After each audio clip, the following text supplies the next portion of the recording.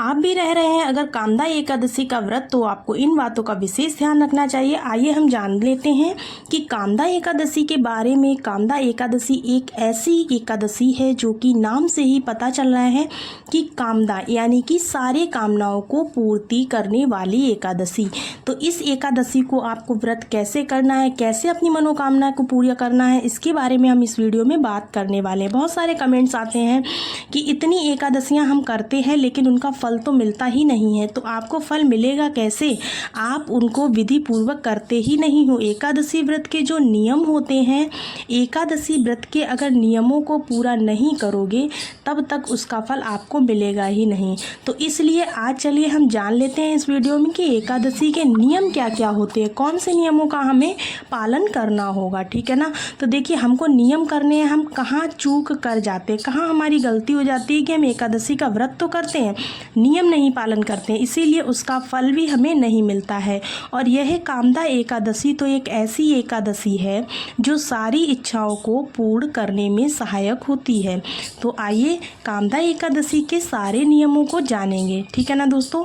क्या हमें करना चाहिए, व्रत में क्या क्या खाना चाहिए और क्या नहीं करना चाहिए और क्या नहीं खाना चाहिए, इस बारे में हम बात करते हैं। देखिएगा रात्रि में क्या करना चाहिए, और अगर पारण करते हैं तो पारण के दिन यानी कि अगले दिन द्वादशी को हमें क्या क्या नियम होते हैं, इन्हीं नियमों को हम पूरी तरह से आज इस वीडियो में जानने वाले हैं। तो देखिएगा दोस्तों, आपको बता दें यह नियम हमेशा एकादशी के लिए आपको काम ज़रूर आएंगे। एक एकादशी की बात नहीं है, हर एकादशी में आपको यही नियम लागू करना है। एकादशी का व्रत बहुत ही महत्वपूर्ण होता है, पुण्यकारी होता है और फलदायी होता है। यह चैत्र माह के शुक्ल पक्ष की एकादशी तिथि को आता है कामदा एकादशी का व्रत।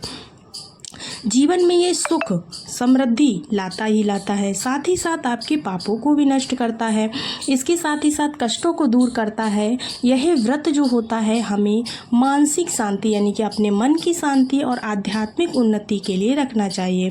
पंचांग के अनुसार अगर बात करें तो एकादशी तिथि 7 अप्रैल को रात्रि के 8 बजे से शुरू हो रही है और 8 अप्रैल की रात 9:12 पर समाप्त हो जाएगी आपकी। उदय तिथि के अनुसार अगर बात करें तो 8 अप्रैल को ही एकादशी का व्रत आप करें। एकादशी का पारण अगले दिन यानी कि 9 अप्रैल को महाद्वादशी रहेगा, जो सुबह सूर्योदय के पश्चात, जब सूर्योदय हो जाए उसके बाद में आपको पड़ेगा। तो चलिए जानते हैं एकादशी व्रत के पूजन की पूरी विधि।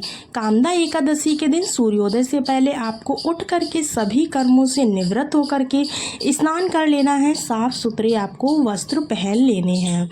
अगर हो सके तो पीले रंग के वस्त्र आप ज़रूर से पहनिएगा और भगवान को भी पीले ही वस्त्र धारण कराइएगा। भगवान का चिंतन करते हुए व्रत का मन में अपने संकल्प लेना है। इसके बाद एक तावे का लोटा लेना है, उसमें आपको जल भरना है, फूल डालना है, चावल और थोड़ा सा सिंदूर डाल करके सबसे पहले आपको भगवान सूर्य देव को जल अर्पित करना है, यानी कि सूर्य देव को अर्घ देना है। फिर भगवान विष्णु की प्रतिमा स्थापित कर लेनी है एक चौकी पर पीला कपड़ा बिछा करके। फिर पंचामृत से भगवान को स्नान कराना है, पीले वस्त्र धारण कराना है, चंदन लगाना है, साथ ही साथ आपको जनेऊ भी भगवान को धारण करना है। पुष्प हो गया, तेल, धूप, मीठा पान, नारियल, जो भी सामग्री आप ले सकते हैं उतनी ज़्यादा सामग्री आप भगवान को अर्पित कर दीजिए। इस दिन क्या करें, विष्णु सहस्त्र नाम का पाठ आपको ज़रूर से करना चाहिए। इस दिन ज़रूरतमंदों को भोजन, वस्त्र, धन आदि का दान करना चाहिए। यह बहुत ही पुण्यदायी होता है। भगवान का रात्रि में आपको नाम संकीर्तन करना है, जितना आपसे हो सके, 10 मिनट, 5 मिनट, 1 घंटे, जितना भी आप कर सकते हैं। द्वादशी के दिन जब आप पारण करें तो सबसे पहले नियम क्या है, ब्राह्मण को पहले भोजन कराएं। किसी भी ब्राह्मण को भोजन कराने का मतलब है आप उनका दान निकाल दें। उसके बाद में आपको व्रत का पारण करना यानी व्रत को खोलना है।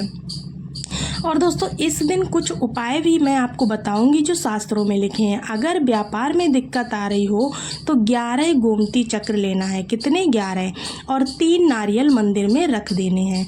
धूप दीप से इनकी पूजा करें। फिर पीले कपड़े में बांध करके दुकान या आपका जो भी ऑफिस है उसके मुख्य द्वार पर लटकाएं। ठीक है ना, व्यापार चलने लगेगा आपका।